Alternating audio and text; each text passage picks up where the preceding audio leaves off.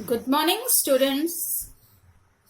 बच्चों, हिंदी में जो रिवाइज्ड सिलेबस आया है बच्चों, जो चैप्टर्स नहीं आएंगे उसका हमने पीडीएफ आप लोगों को भेज दे रही हूं और बच्चों उसको आप अपनी बुक में इंडेक्स में देख करके और पीछे भी ग्रामर का सब उस चीजों को आप कट कर दीजिए और जितना कुछ आएगा बच्चों हम उसको पढ़ाते समय बताते चलेंगे और जितना हम पढ़ाएंगे बच्चों वही आएगा आपके एग्जाम में, इसलिए चिंता करने की कोई बात नहीं है।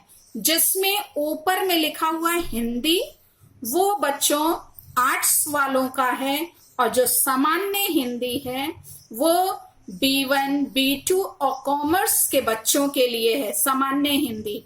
तो इस बात को आप ध्यान रखिएगा। अब हम लोग बच्चों ये संत कबीरदास जी के दोहे जो बाकी रह गए थे उसका हम लोग अध्ययन करेंगे। देखिए 15 तक हो गया था, ये 16 वाला। पिंजर प्रेम प्रकाशिया अंतरी भया उजास, मुखी कस्तूरी महमही, बाणी फूटी बास। पिंजर, पिंजर मतलब होता है शरीर और अंतरी मतलब है हृदय में, उजास यानी उजाला और महमही मतलब सुगंध आने लगी। इस दोहे में बच्चों कबीरदास जी ये बताना चाह रहे हैं कि ईश्वर का साक्षात्कार होने पर यानी मोक्ष की प्राप्ति होने पर जो जीवात्मा के मुख से निकलने वाला जो प्रत्येक शब्द है वो प्रेम के रस से संचित हो जाता है, यानी उसके मुख से प्रेम से भरी हुई वाणी ही केवल निकलती है जो आत्मा को आनंदित कर देने वाली होती है। इस बात को ये इसमें दोहे के माध्यम से बताने का प्रयास कर रहे हैं। देखिए कबीरदास जी कहते हैं कि ईश्वर का साक्षात्कार होने पर यानी ईश्वर भक्ति करने पर जब मनुष्य जीवात्मा जो है जब परमात्मा में विलीन होती है, मतलब कि उसको भगवान के स्वरूप का ज्ञान हो जाता है, ईश्वरीय आनंद की प्राप्ति हो जाती है, तो क्या होता है हृदय में प्रेम का प्रकाश हो जाता है, शरीर में प्रेम का प्रकाश हो गया। और फिर उसके बाद क्या हुआ, अंतरी भया उजास यानी भीतर ही भीतर ये सारा प्रकाश छा गया। मुखी कस्तूरी महमही, आगे कह रहे हैं कि मुख में राम नाम की कस्तूरी जैसी सुगंध, महमही मतलब सुगंध आने लगी। कैसी सुगंध आ रही है, राम नाम की कस्तूरी जैसी सुगंध आने लगी। वाणी फूटी बास, और वाणी से प्रभु प्रेम की सुगंध क्या हुई, फूट निकली। कैसी सुगंध निकली है वाणी से, प्रभु प्रेम की सुगंध जो है वो क्या हो गई, फूट निकली। यहाँ बता रहे हैं कि जिस व्यक्ति को ईश्वर की प्राप्ति हो जाती है, ईश्वर से उसका साक्षात्कार हो जाता है, उससे मिलन हो जाता है, तो आत्मा जो है अत्यधिक आनंदित हो जाती है और मुख से प्रेम से भरी हुई वाणी निकलती है। बच्चों इसका आप काव्यगत सौंदर्य क्या लिखेंगे देख लीजिए। भाषा लिखेंगे सदुक्कड़ी, शैली प्रतीकात्मक है क्योंकि प्रतीकों के माध्यम से यहाँ पे इन्होंने समझाने का प्रयास किया है। रस जो है वो शांत रस है, अलंकार अनुप्रास है और छंद दोहा है। अनुप्रास अलंकार कैसे है, क्योंकि इसमें आप देखिए प्र की आवृत्ति हुई है, तो यहां पे क्या हो गया, अनुप्रास अलंकार हुआ है। नेक्स्ट देखिए, नैना अंतरी आव ज्यों हो नैन झपेयू, ना हो देखो और को, ना तुझ देखन देऊ। देखिए बच्चों, यहाँ पे अंतरी मतलब अंदर है, अंतरी मतलब अंदर, और झपेयू मतलब बंद कर लूं, झपेयू मतलब बंद कर लूं, और हो मतलब मैं। यहाँ पे प्रस्तुत दोहे में कबीर जो बताने का प्रयास कर रहे हैं कि आत्मा का परमात्मा के प्रति अनन्य प्रेम जो है वो यहाँ वो प्रदर्शित करते हैं और कह रहे हैं, कबीरदास जी कहते हैं कि नैना अंतरी आओ तू, कि हे परमात्मा आप मेरे नेत्रों के अंदर क्या करें, आ जाएं।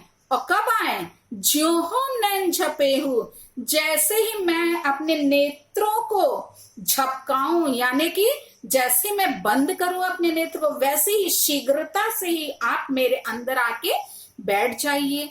ना हो देखो और को, मैं क्या करूं, और तुझे अपने नेत्रों में बंद करके मैं अब किसी अन्य को ना देखूं, मैं किसी और को ना देखूं, और ना तुझ देखन देऊं, और ना ही तुझे किसी अन्य को देखने दूं। अभिप्राय यह है कि दोनों एक दूसरे के प्रति जो है यहाँ पे अनन्य भाव रखें, मतलब कि वो किसी और से फिर प्रेम ना करें, केवल उनका प्रेम आपसी होना चाहिए एक दूसरे के प्रति। वो प्रेम का यहाँ पे चरमोत्कर्ष जो है यही है। यहाँ पे स्पष्ट किया, ये कहना चाह रहे हैं कि जब हम ईश्वर से हमारा साक्षात्कार हो जाए तो ईश्वर क्या करें, ईश्वर को वो के देखें और ईश्वर जो है उनको केवल देखें, और कोई अगला व्यक्ति जो है उनको ना देखने पाए। इस बात को इन्होंने यहाँ पे नेत्रों के माध्यम से स्पष्ट किया है। तो प्रेम की इसमें अनन्यता का स्वाभाविक एवं मर्म स्पर्शी चित्रण किया गया। आप सब जानते हैं जब कोई प्रेम करता है तो वो नहीं चाहता कि वो कोई अन्य व्यक्ति को देखे या वो व्यक्ति उसके अलावा किसी और को देखे। तो यहाँ पे भी ईश्वर के लिए इन्होंने कहा है कि हे परमात्मा, ज्यों ही मैं अपने नेत्र को बंद करूं तो मेरे नेत्रों के अंदर शीघ्रता से आकर क्या हो जाए, बैठ जा, और तुझे अपने नेत्रों में बंद करके ना तो मैं किसी अन्य को देखूं और ना ही तुझे किसी अन्य को देखने दूं। इसमें बच्चों काव्यगत सौंदर्य आप लिखिएगा।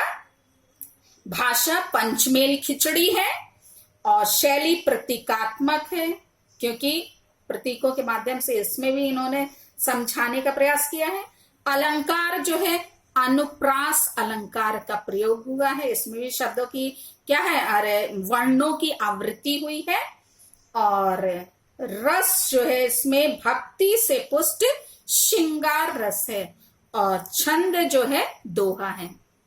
चलिए नेक्स्ट देखिए। कबीर हरि रस यूं पिया, बाकी रही न था की, पाका कलश कुम्हार का, बहरी न चढ़े चाकी। इसमें बच्चों कबीर दास जी ने प्रस्तुत दोहे में ये समझाने का प्रयास किया है कि मनुष्य तृष्णा के कारण ही, यानी प्यास के कारण ही वो क्या करता है, यानी संसारिक आकर्षण जो है, वो जो प्यास है हर चीज को प्राप्त करने की, उस प्यास के कारण ही संसार के आवागमन के चक्र में, यानी जन्म और मृत्यु के चक्र में फंसा रहता है। किंतु जब वो प्यास जो सांसारिक लालसा है, उसको सांसारिक आकर्षण है, जो संसार में जो वस्तुएं हमें आकर्षित करती हैं, जो हमें ईश्वर से दूर ले जाने का प्रयास करती, उन सब चीजों से की प्यास जब हमारे अंदर से समाप्त हो जाती, मतलब सांसारिक प्रलोभन जो है हमें अपनी ओर आकर्षित नहीं करते हैं, उस तब जो क्या होता है, मनुष्य वो आवागमन के चक्र से मुक्त हो जाता है।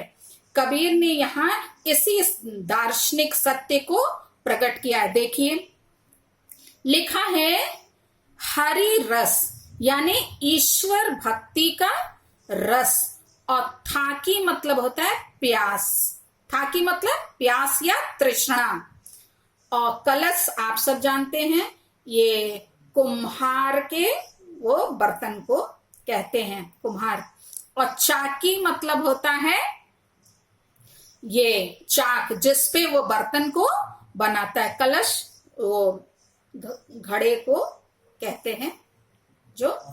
देखिए बच्चों इसमें कबीरदास जी कहते हैं कि मैंने क्या किया है, ईश्वर के हरि अर्थात ईश्वर, ईश्वर के भक्ति रस को यों पिया, मतलब इस प्रकार से हमने इतना छक कर पी लिया है। छक कर पीने से तात्पर्य है कि मतलब इतना ज्यादा पी लिया है कि अब वो मुझ में वो प्यास बाकी नहीं रही है।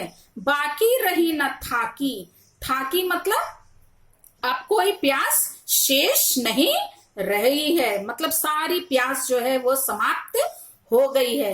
वो किस प्रकार से, जिस प्रकार से पाका कलश कुम्हार का पका हुआ जो कलश होता है, घड़ा जो होता है, वो जब पक जाता है तो फिर कुम्हार क्या करता है, बहुरी न चके चढ़ाई चाकी, वो फिर उस चाक पे कुम्हार जो है उस बर्तन को फिर नहीं चढ़ाता है, क्योंकि वो एक बार क्या है उसको पका दिया गया, अब उसको चढ़ाने की चाक पे आवश्यकता नहीं है। चाक पे किसको चढ़ाया जाता है बेटा, मिट्टी के उस सनी हुई मिट्टी को रखा जाता है, फिर उससे जो कुम्हार जो है जिस भी आकार का बर्तन बनाना चाहता है उसको वो बनाता है। तो यहाँ पे ये बताने का प्रयास कर रहे हैं कि जो बर्तन जो मिट्टी का वो जो कच्चा बनाता है उसको फिर वो पकाता है, और जब वो पक जाता है फिर उसको चाक पे चढ़ाने की आवश्यकता नहीं होती है। उसी प्रकार से आप इन्हें भक्ति रस इन्होंने इतना छक कर पी लिया है कि अब तृष्णा जो थी, जो प्यास थी, जो सांसारिक प्रलोभन, जो लालसा, ये सब की जो प्यास थी वो सब क्या हो गई है, अब समाप्त हो गई। क्यों? क्योंकि ईश्वर की प्राप्ति हो गई है। तो बच्चों ये तो इसका अर्थ रहा। अब आप इसका कागज सौंदर्य देख लीजिए। इसमें आप भाषा सदुक्कड़ी लिखिएगा, और इसमें अलंकार जो है आप दृष्टांत लिखिएगा, क्योंकि ये उदाहरण के द्वारा इन्होंने यहाँ समझाने का प्रयास किया है। शांत रस है और छंद जो है दोहा है। नेक्स्ट देखिए, हेरत हेरत हे सखी रहिया कबीर रिहाई, बूंद समानी समद मैं सोकत हेरी जाई। देखिए हेरत हेरत, हेरत हेरत मतलब खोजते खोजते, हेरत हेरत मतलब खोजते खोजते, हिराई, हिराई मतलब खो गया, और समानी मतलब लीन हो गई, और समद मतलब होता है समुद्र, और कत मतलब कैसे, और हेरी जाए मतलब खोजी जाए। हेरत हेरत हे सखी, इसमें जो प्रस्तुत दोहे में कबीर जो है वो आत्मा और परमात्मा के मिलन और उसकी एक रूपता का वर्णन करते हुए कहते हैं कि कैसे जब आत्मा परमात्मा में विलीन हो जाती है तो वो एक रूप हो जाती है, उसका अपना अलग अलग अस्तित्व जो है वो समाप्त हो जाता है। वो किस प्रकार से, इसको इसके माध्यम इस दोहे में इन्होंने समझाने का प्रयास किया। देखिए बच्चों, हेरत हेरत हे सखी, यहाँ पे संबोधित किया गया है कि हे जीवात्मा रूपी सखी, किसको, परमात्मा को हेरत हेरत यानी खोजते खोजते मैं स्वयं ही क्या हो गया, रहिया कबीर रिहाई। ये कबीरदास जी कह रहे हैं कि परमात्मा को खोजते खोजते मैं ही क्या हो गया, स्वयं ही खो गया। हेराई मतलब खो गया, और किस प्रकार से खो गया, जैसे कि क्या होता है, बूंद समानी सबद में, जिस प्रकार से समुद्र में जो है एक बूंद को डाला जाए और फिर उसको आप खोजने का प्रयास करेंगे तो वो बूंद वापस नहीं मिल पाएगी, क्योंकि वो क्या होती है, समुद्र में मिल जाती है और फिर उस बूंद का जो अपना अस्तित्व है वो क्या हो जाता है, उसी प्रकार समाप्त हो जाता है जैसे जीवात्मा का परमात्मा में विलीन हो जाने पर उसका अपना जो अस्तित्व है समाप्त हो जाता है। सोकत हेरी जाए, उसी प्रकार नहीं ढूंढा जा सकता जैसे क्या है, जीवात्मा को जो है परमात्मा में विलीन हो जाने के बाद उसको हम अलग उसके अस्तित्व को नहीं प्राप्त कर सकते, मतलब उसकी सत्ता वहां पे क्या हो जाती, समाप्त हो जाती है। यहाँ पे बच्चों काव्य सौंदर्य देखिए, इसमें प्रतीकों के माध्यम से समझाया गया है, यानी शैली है प्रतीकात्मक और अनुप्रास अलंकार का प्रयोग हुआ है, क्योंकि हेरत में जो ह वर्ण है उसकी आवृत्ति हुई है, रस शांत है, छंद दोहा है और भाषा आप सब जानते हैं इनकी भाषा पंचमेल खिचड़ी है। कबीर यहू घर प्रेम का, खाला का घर नाही, शीस उतारे हाथी करी, सो बैठे घर माही। देखिए इस दोहे में कबीर दास जी ने प्रेम के मार्ग को बहुत कठिन बताते हुए कहते हैं कि प्रेम का जो मार्ग है, मतलब कि ईश्वर भक्ति का जो मार्ग है, ईश्वर ये प्रेम का जो मार्ग है वो आसान नहीं है, उसको इस दोहे के माध्यम से वो समझाने का प्रयास कर रहे हैं। कबीर यह घर प्रेम का, यह घर तो प्रेम का है, किसका है, प्रेम का है। खाला का घर नहीं, ये मौसी का, खाला मतलब मौसी, यह मौसी का घर नहीं है जहां हर कोई सरलता पूर्वक प्रवेश पा सके। ऐसा कहा जाता है कि मौसी के घर बच्चों का आना जाना बड़े आराम से होता है, क्योंकि मौसियां क्या है, बहुत ज्यादा बच्चों से अपने बहन के बच्चों से बहुत प्रेम करती हैं, तो मतलब ऐसा आसान नहीं कि उनके सरलता से उसमें प्रवेश किया जाए प्रेम के घर में। तो यहाँ पे लिखा है शीस उतारे हाथी करी, सो बैठे घर माही। यहाँ साधना के इस प्रेम रूपी मार्ग पर जाने के लिए व्यक्ति को क्या करना पड़ता है, शीस उतारे हाथ करी, यानी सिर को, व्यक्ति को सिर को कटाकर हथेली पर रखना पड़ता है, तब कहीं उसमें प्रवेश का अधिकार मिल पाता है। यहाँ भाव यह है कि जब साधक जो है अपने अहम भाव को, यानी अपने अहंकार को पूरी तरह मिटा देता है, तभी वह ईश्वर के प्रेम को पा सकता है। यहां लिखा है ना, शीस उतारे हाथी करी, सो बैठे घर माही, तभी वह बैठे मतलब घुस सकता है किसमें, घर में। जब क्या करेगा, सिर को कटाकर अपने हथेली पर हाथ में वो रखना पड़ता है। मतलब कि ये भक्ति ईश्वरीय प्रेम रूपी जो साधना का मार्ग है वो इतना आसान नहीं है, उसमें सांसारिक प्रलोभन क्या है, वो मनुष्य को उस मार्ग में चलने में बाधक होते हैं, वो बाधा पहुंचाते हैं, अनेक रुकावट, वो कठिन मार्ग है। इस बात को इन्होंने इसमें समझाने का प्रयास किया है। तो काव्य सौंदर्य बच्चों आप क्या लिखेंगे कि ईश्वर का प्रेम पाने के लिए साधक को सर्वस्व बलिदान करने के लिए तत्पर रहना होता है।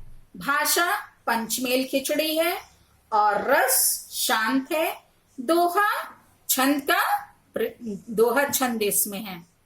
अब हम लोग बच्चों आखिरी जो दोहा है इसमें इसका अध्ययन करेंगे।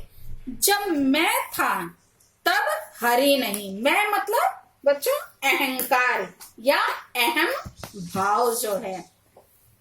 अब हरि है, हरि अर्थात ईश्वर है, मैं नाही, सब अंधियारा मिटी गया, जब दीपक देखा माही। बच्चों ये शांत रस का जो है बहुत अच्छा उदाहरण है और दोहा है। इसमें मात्राओं की गणना करेंगे तो आपको आराम से आ जाएगा। और ये क्या है, शांत रस का उदाहरण है। तो आप जब शांत रस पढ़ेंगे तो आप इस उदाहरण को लिखिएगा, ये बहुत आसान है, जल्दी से याद भी हो जाएगा।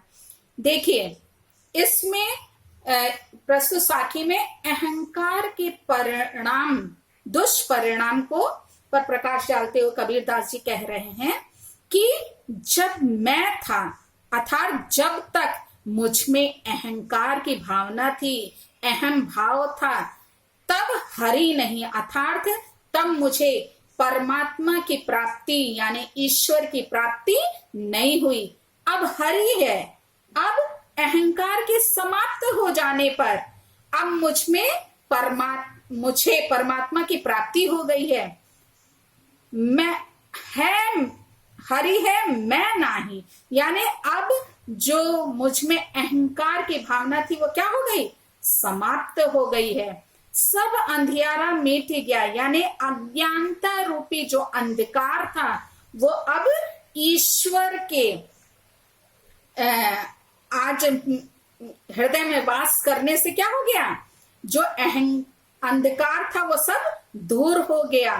और दीपक देखा माही, जब उसने ज्ञान को प्राप्त, ज्ञान रूपी जब दीपक प्रज्वलित किया, जब मैंने ज्ञान रूपी दीपक को प्रज्वलित किया तो अज्ञान रूपी सारा अंधियारा दूर हो गया। भाव ये यहाँ पे है कि ज्ञान को प्राप्त करने के पश्चात मेरा जो अहम भाव है यानी जो अहंकार की भावना है वो क्या हो गई, समाप्त हो गई, और मुझे क्या हो गए, ईश्वर के दर्शन प्राप्त हो गए। ये बच्चों बहुत इंपॉर्टेंट है, परीक्षा में अक्सर पूछा भी जाता है, तो इसको आप अच्छे से तैयार कीजिएगा। इसमें बच्चों काव्यगत सौंदर्य आप क्या लिखेंगे, इसमें प्रभु प्राप्ति में अहंकार सबसे अधिक बाधक होता है, ये विशेष आप लिख दीजिएगा। और प्रतीकात्मकता का इसमें प्रयोग हुआ है, इसमें अंधियारा अज्ञान का प्रतीक है और दीपक ज्ञान का प्रतीक है। भाषा जो है सदुक्कड़ी है, अलंकार जो है रूप का अतिशयोक्ति है, मतलब कि इसमें इस अलंकार का प्रयोग हुआ है। रस शांत रस है और छंद दोहा है। तो इस प्रकार से हमने बच्चों आप लोगों ने देखा कि कबीर के जो दोहे हैं वो हमें ईश्वर की ओर अग्रसर होने के लिए, ईश्वर प्राप्ति के लिए हमें क्या करते हैं, प्रेरित करते हैं कि हमें क्या करना चाहिए, संसार में रहते हुए ईश्वर को प्राप्त करने की ईश्वर भक्ति करनी चाहिए। अब इसके आगे का बच्चों हम लोग पदावली नेक्स्ट वीडियो में पढ़ेंगे। और कोई भी समस्या हो तो बच्चों आप लोग हमसे पूछ सकते हैं, कॉल भी कर सकते हैं और मैसेज के द्वारा भी आप पूछ सकते हैं। सिलेबस को लेकर आप बिल्कुल परेशान नहीं होइएगा, जितना भी कुछ है हम पढ़ाएंगे वो सब आपके एग्जाम के लिए आप रहेगा। बेटा जो हम नहीं पढ़ाएंगे वो नहीं आएगा, इसलिए आप बिल्कुल टेंशन नहीं लीजिएगा। Thank you.